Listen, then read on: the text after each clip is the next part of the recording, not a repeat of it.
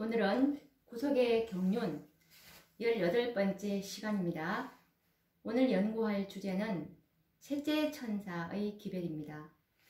이 구속의 경륜은 하나님이 죄인들을 위한 이 회복의 계획인데 어떻게 우리에게 온전한 회복을 시켜주시는지의 그 과정을 쭉 설명한 것이 구속의 경륜이니 이 구속의 경륜을 순서대로 이렇게 연결시켜서 들어보시면 이해가 쉽게 되실 것입니다. 그래서 오늘은 셋째 천사의 기별에 대해서 연구해 보도록 하겠습니다. 초기 문집 254페이지에 보시면 예수께서 성소의 봉사를 끝내시고 지성소에 들어가셔서 하나님의 율법이 들어있는 법궤 앞에 서 계실 때 세 번째 기별을 가진 힘센 천사를 세상에 보내셨다. 이 기별을 깨닫는 모든 사람들의 마음은 지성소로 향하게 되었다라는 말씀이 있습니다. 예수님께서 성소 봉사를 끝내시고 이제 지성소에 들어가시면서 세 번째 기별을 가진 힘센 천사를 세상에 보내셨다는 말씀입니다. 지성소에 들어가셔서 세 번째 기별을 가진 힘센 천사를 세상에 보내셨다는 말씀입니다. 그러면 이 첫째와 둘째 천사의 기별은 두 번 다 실망으로 끝나고 말았죠.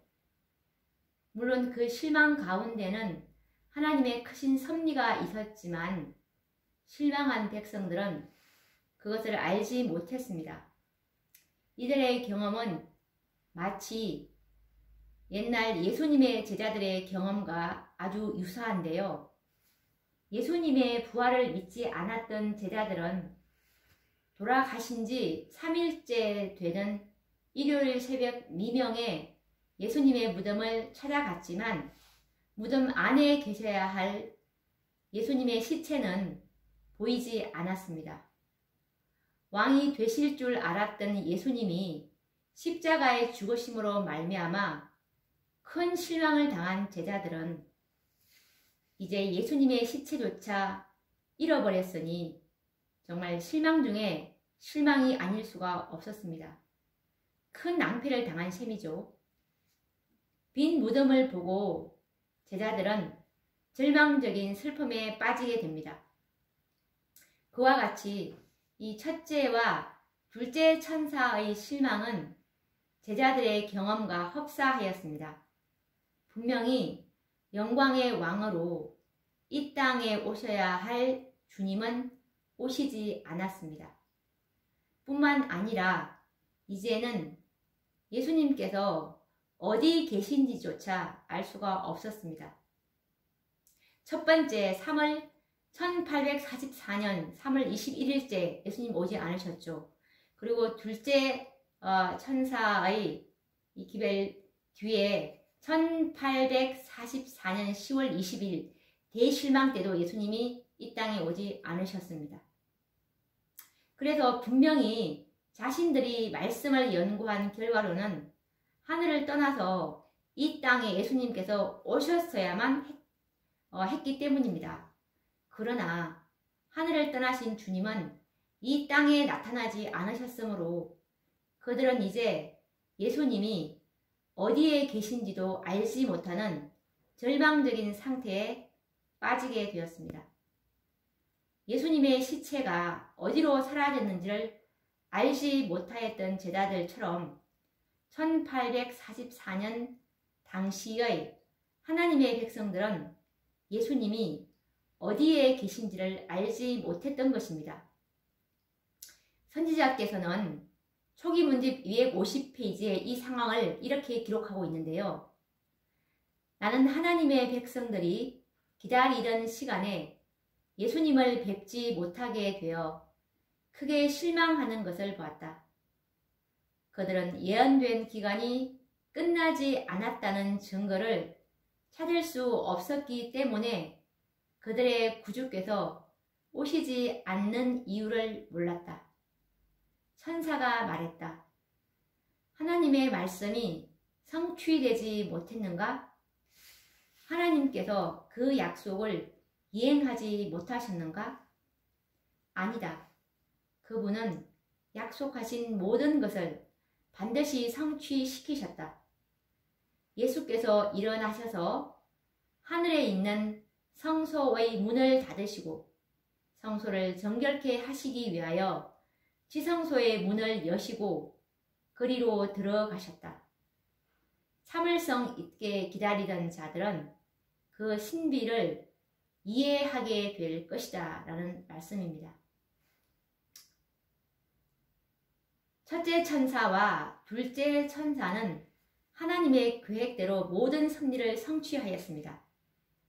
다만 백성들이 하나님의 섭리를 알지 못하여 실망에 빠졌을 뿐이지 하나님의 계획은 어김없이 성취되었습니다. 다니엘 8장 14절 말씀처럼 그가 내게 이르되 2300주야까지니 그때에 성소가 정결하게 함을 입으리라 라는 예언은 첫째와 둘째 천사의 기별로 인해 그 성취를 보았습니다. 불법의 비밀에 의해서 하늘 성소가 짓밟히고 하나님의 율법이 변경되었지만 2300주야까지는 성소를 정결하게 하시겠다는 이 예언은 성취될 것이었습니다. 하늘에 있는 성소가 정결케 되는 것은 이 땅에 살고 있는 당신의 백성들을 정결케 하심으로 성취되는 것입니다. 첫째 천사와 이 둘째 천사의 기별로 말미암아 진실로 정결하게 된 백성들이 탄생되었습니다. 하나님께서는 이와 같은 구속의 계획을 성취하기 위해서 당신의 백성들이 잠시 실망을 경험할지라도 이를 그냥 내버려 두셨던 것입니다. 그리고 하나님께서는 그들에게 자비의 천사, 곧 힘세고 능력이 있는 셋째 천사를 지성소에 들어가심으로 이 땅에 보내심으로 말미암아 그들에게 가리어졌던 신비들을 깨닫게 하셨습니다. 이제 이들은 과거의 모든 경험들을 회고해 볼 때 하나님의 섭리를 이해하게 되었고 자신들을 죄로부터 분리시켜서 정결케 하시고자 하셨던 하나님의 섭리들을 깨닫게 되었던 것입니다. 이것에 관련된 정언의 말씀은 초기 문집 254페이지에 있는데요. 나는 셋째 천사가 위를 가리키면서 실망한 자들에게 하늘 지성소로 가는 길을 보여주는 것을 보았다. 그들은 믿음으로 지성소에 들어가 예수님을 만났다. 희망과 기쁨이 그들 가운데 새로이 솟아올랐다. 나는 그들이 예수의 재림을 선포한 때로부터 1844년이 지나기까지 그들의 모든 과거의 경험을 돌아보며 회고하는 것을 보았다. 그들은 그들이 실망한 이유를 깨닫자 다시 기쁨과 확신이 생겼다. 셋째 천사가 과거와 현재와 미래를 밝히 보여주었을 때 그들은 하나님께서 그들을 기이하신 섭리로 인도하신 사실을 알게 되었다. 라는 말씀입니다. 셋째 천사는 하늘에 있는 지성소를 가리키고 있다고 선지자는 말씀을 하고 계시는데요. 그리스도가 어디에 계신지를 몰라서 실망했던 이 재림 성도들에게 셋째 천사는 그리스도가 하늘 지성소에 계신다는 것을 가르쳐 주었습니다. 그러면 지성소가 어떤 곳입니까? 하늘 성소의 모형이었던 모세가 세운 그 지상 성소를 통해서 우리는 지성소가 어떤 곳인지를 가르쳐 주셨습니다. 우리에게요. 지성소는 하나님의 품성의 사본인 거룩한 율법이 들어있는 법궤가 있었고, 법궤 위에 죄를 속하는 시언좌, 즉 속죄소가 있었으며, 그 위에는 하나님의 영광, 곧 쉐키나가 있었습니다. 그곳은 죄와 죄인은 결코 용납될 수 없는 곳이며 1년에 하루 대속죄일에 백성들의 죄의 도말과 성소를 정결케 하기 위한 목적으로 그곳에 들어가 봉사하는 대제사장조차도 먼저 자신을 위한 속죄 제물의 피와 함께 들어가야 했으며, 들어갈 때에는 반드시 제단에서 취한 숯불로 세워진 향로에 향을 피워서 그 향연으로 정거궤 위 속죄소를 가리지 아니하면 그도 죽음을 면치 못할 것이라고 우리가 이 레위기서 16장 3절과 4절 그리고 11절 14절을 보시면 잘 알 수 있습니다. 그러므로 지성소는 실로 두려운 곳입니다. 뿐만 아니라 백성들도 마찬가지로 대제사장과 함께 지성소에 직접 들어가지 않았으나 대제사장과 같이 스스로 정결케 하지 않는다면 그날 죽음을 면치 못함은 물론 이스라엘 총회로부터도 끊쳐짐을 당할 것이었습니다. 이것은 지성소의 봉사가 이루어지는 대속죄일의 기간 역시 지성소 안에서 이루어지는 봉사처럼 거룩함을 의미하는 것입니다. 대제사장이 지성소에서 봉사하고 있는 동안 백성들은 자신을 스스로 괴롭게 함으로 지성소와 연결되어 있었습니다. 이와 같이 해마다 성소를 정결케 하는 대속죄일의 봉사는 하나님께서 당신의 백성들을 온전히 정결케 하시고자 하시는 그 목적과 계획을 분명히 보여주는 것이었습니다.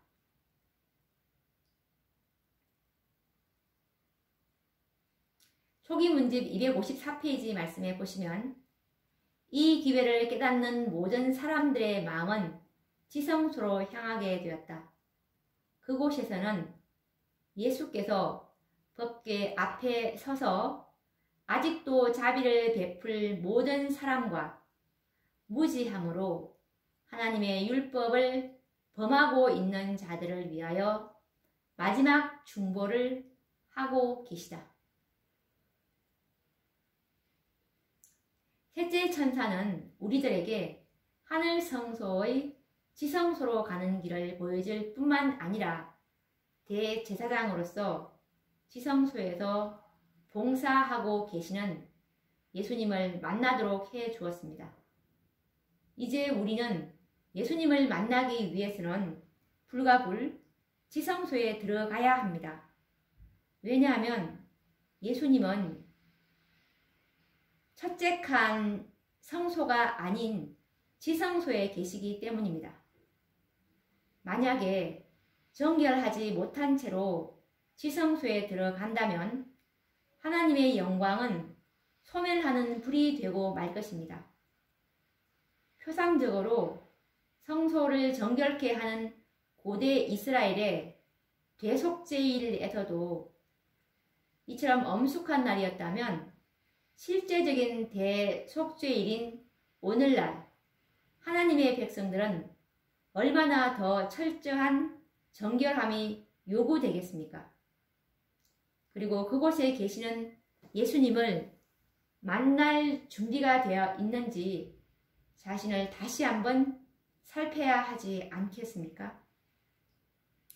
셋째 천사는 지성소로 가는 길을 분명히 가리키고 있습니다. 곧 셋째 천사의 회개의 경험과 둘째 천사의 경험인 죄와 죄인들로부터 분리되는 경험은 지성소로 들어가기를 원하는 자들에게는 필수적인 준비입니다.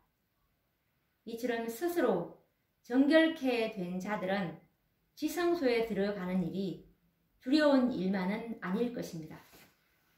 지성소는 자비로우신 예수님이 계시는 곳이며 그곳에서 그분을 만날 수 있기 때문입니다. 이처럼 믿음으로 지성소에 들어가는 자들에게는 하나님의 영광이 소멸하는 불이 아니요 오히려 이들에게는 태초에 아담에게 입혀주셨던 영광의 옷으로 입혀질 것입니다. 정말 이 얼마나 영광스럽고 감격스러운 일입니까? 타락한 인간의 육신으로 하나님의 영광을 견딜 수 있는 이 놀라운 사실을 천사들도 경이로운 눈으로 바라볼 것입니다. 제7일 안식일 예수재림교회의 성도들에게는 이런 특권이 주어졌습니다. 셋째 천사의 기별을 받아들인 자들은 모두가 그리스도와 함께 지성소에 거해야 합니다. 마치 고대 이스라엘 백성들이 대속죄일이 되면 대제사장이 지성소에 들어가 백성들의 죄를 도말하는 엄숙한 봉사를 행하는 동안 백성들은 성막 밖에 있었지만 그들은 자신들을 스스로 괴롭게 함으로 대제사장의 봉사에 동참했던 것처럼 오늘날 우리들도 1844년 이후 대제사장이신 예수께서 하늘 지성소에서 봉사하시는 동안 우리의 몸은 비록 이 땅에 있지만 우리는 스스로 정결케 하고 죄를 버림으로 대제사장이신 예수님과 같은 믿음과 순결한 생애가 요구되고 있는 것입니다. 이것이 지성소에서 예수님을 만난다는 말입니다.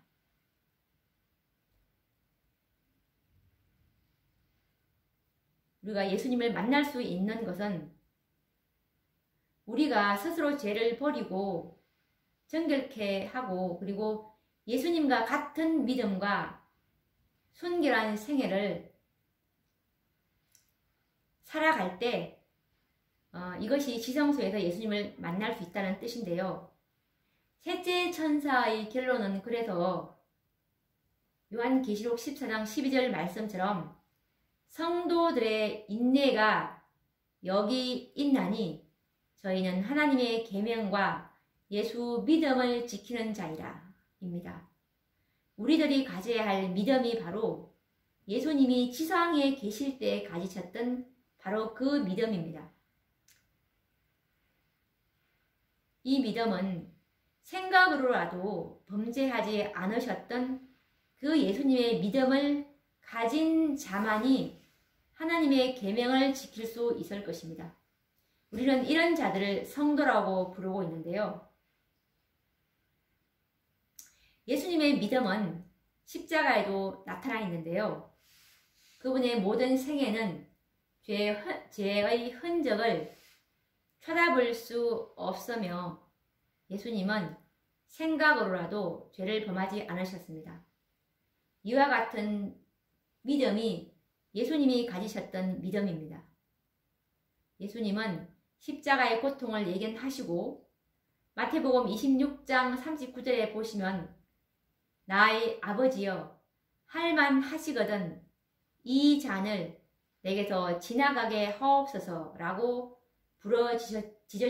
부러지셨지만 그 고통을 피하기 위해서 세상의 죄인들과 타협하지 않으셨습니다. 그분은 죄와 타협하기보다는 기꺼이 십자가의 죽음을 선택하셨습니다. 상상적인 시련과 작은 시험을 두려워함으로 세상과 타협하는 자들은 십자가 밑에서 예수의 믿음을 배워야 합니다. 거룩하신 그분의 얼굴에 악인들이 침을 뱉었습니다. 더러운 입술로 하나님의 아들을 향해서 조롱하면서 하나님의 아들이여던 십자가에서 내려오라 라고 하였을 때 천사들은 분개하였습니다. 그러나 그분의 입술에서는 저들이 알지 못함이니다 라고 고통 중에서도 그들을 위하여 기도하셨습니다. 이것이 예수님이 가지셨던 믿음이었습니다. 하늘에는 생명수의 강이 있었지만 예수님은 이 땅에서 목이 가라셨지만 물 한 모금도 얻지 못하셨습니다. 십자가상에서 그분은 내가 목마르다 라고 말씀하셨습니다. 그러나 그분에게는 쓸개를 탄 포도주가 주어졌습니다. 인간들이 그분에게 베푼 최대의 동정이었지만 그분은 그것을 드실 수가 없으셨습니다. 쓸개를 탄 포도주는 정신을 흐리게 하여 고통을 감해줍니다. 그러므로 예수님은 자신의 정신을 흐리게 하는 어떤 음료도 마시기를 원치 않으셨습니다. 왜냐하면 정신이 흐려질 때 사단의 공격을 받는다면 안전하지 못할 것이기 때문입니다. 여러 가지 구실로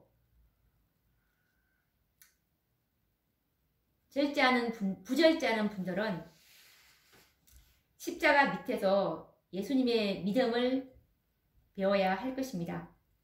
건강을 핑계하며 고기를 탐하는 자들도 십자가 예수님을 바라보아야 할 것입니다.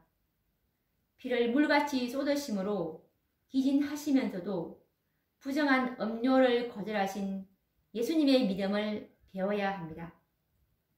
셋째 천사의 기별은 예수님의 믿음을 가지라고 말하고 있는데요. 이것은 초기 문집 260페이지에 나와 있는 말씀입니다. 셋째 천사의 기별은 이렇게 끝맺는다.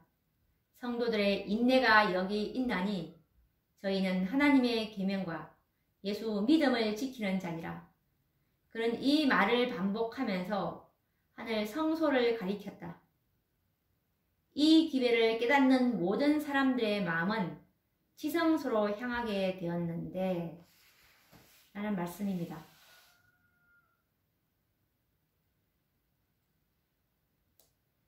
셋째 천사의 기별을 받은 기별자들인 우리들은 이 짐승과 그 우상과 싸우기 위해서 택함을 받은 십자가의 군병들임을 잊지 말아야 할 것입니다. 머지않아 우리는 짐승과 그 우상과 접전하게 될 것입니다. 그러므로 영생에 대한 믿음과 소망을 굳게 해야 합니다. 생명의 위협을 받을 것이지만 진리를 끝까지 고수해야 합니다. 승리할 수 있는 유일의 방법은 예수님의 믿음을 가지는 것입니다. 이 믿음만이 하나님의 율법을 옹호할 수가 있을 것입니다. 그러므로 셋째 천사는 이 예수의 믿음을 가지라고 반복하여 말하고 있는 것입니다. 우리들은 하늘 성소 중 지성소를 바라보아야 하며 지성소에 합당한 생애가 무엇인지를 생각해야 합니다.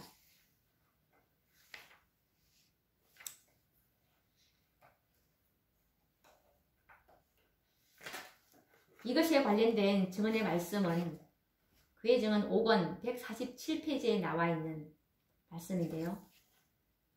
영혼을 죄로서 더럽히기보다는 빈곤과 비난과 고독 그리고 어떤 고난도 달게 받기로 선택하라. 수치나 하나님의 율법을 범하는 것보다도 죽음을 택하겠다는 것이 모든 그리스도인의 구호가 되어야 한다. 또 이것에 관련된 또 다른 증언의 말씀은 시대의 소망 123페이지에 있는 말씀인데요. 그는 죄를 짓기로 동의하지 않으셨다. 그는 예수님이죠. 그는 생각으로라도 시험에 굴복하지 않으셨다. 우리도 그렇게 할 수 있다. 그리스도의 인성은 신성과 연합되었다. 그는 성령의 내재하심으로 투쟁할 태세가 갖추어져 있었다. 그리고 그는 우리로 신의 성품에 참여하는 자가 되게 하시기 위하여 오셨다. 라는 말씀입니다. 그리고 또 산상보훈 76페이지에도 이에 관련된 말씀이 있는데요. 하나님께서는 우리가 당신과 같이 될 수 있는 모든 준비를 갖추어 놓으셨으며 또 사악한 의지를 개입시키지 않고 당신의 은혜를 헛되게 하지 않는 모든 자들을 위하여 이 일을 이루실 것이다. 그리고 산상보훈 77페이지에서 78페이지에 나와 있는 말씀인데요. 만일 너희가 하나님의 자녀일 것 같으면 그분의 성품에 참여하는 자가 되어 그분과 같이 될 수밖에 없다. 모든 자녀는 그 아버지의 생애를 본받아 산다. 만일 너희가 하나님의 영으로 태어난 그분의 자녀일 것 같으면 하나님의 생애를 따라 살게 된다라는 말씀입니다. 그리고 교회전 3권 333페이지에도 내일을 위한 은혜는 그대에게 필요하지 않다. 오늘을 위하여 승리하라. 오늘을 위하여 자아를 부정하라. 오늘을 위하여 깨어 기도하라. 오늘을 위하여 하나님 안에서의 승리를 거두라. 라는 말씀입니다. 오늘 우리가 이 셋째 천사의 기별에 대해서 이제 연구를 하고 있는데요. 이 셋째 천사의 기별은 내용이 좀 길어서 한 번으로 끝나지 않을 것 같습니다. 그럼 오늘 여기서 마치기로 하고요. 또 다음 시간에 이어서 이 셋째 천사의 기별에 대해서 좀 더 연구를 해보도록 하겠습니다. 그럼 또 다음 시간에 뵙도록 하겠습니다. 감사합니다.